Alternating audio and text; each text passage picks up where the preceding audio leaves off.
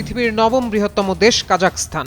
১৯৯১ সালে Soviet union ভেঙে স্বাধীন হয়েছিল মধ্য এশিয়ার এই দেশটি।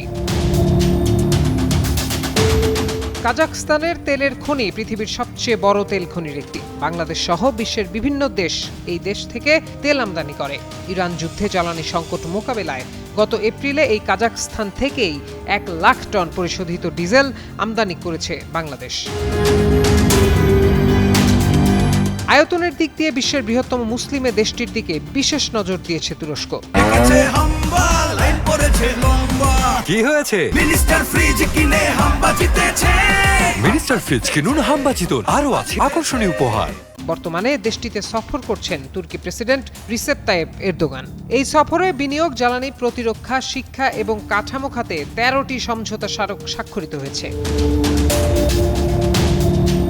তুর্কি সংবাদ মাধ্যম টিআরটি নিউজে জানানো হয়, দুই দেশের দ্বিপক্ষীয় বাণিজ্য প্রায় $10 বিলিয়ন কাছাকাছি পৌঁছেছে। কাজাখস্তানে তুর্কি বিনিয়োগ প্রায় $6 বিলিয়ন পৌঁছেছে এবং তুর্কি ঠিকাদারি প্রতিষ্ঠানগুলো ৩০ বিলিয়নের বেশি মূল্যের প্রায় ৫৫০টি প্রকল্প সম্পন্ন করেছে।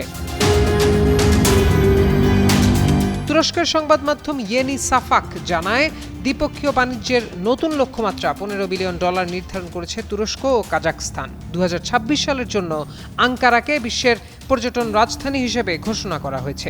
কাজাখ নাগরিকদের আঙ্কারায় ভ্রমণের আমন্ত্রণ জানিয়েছেন এরদোগান।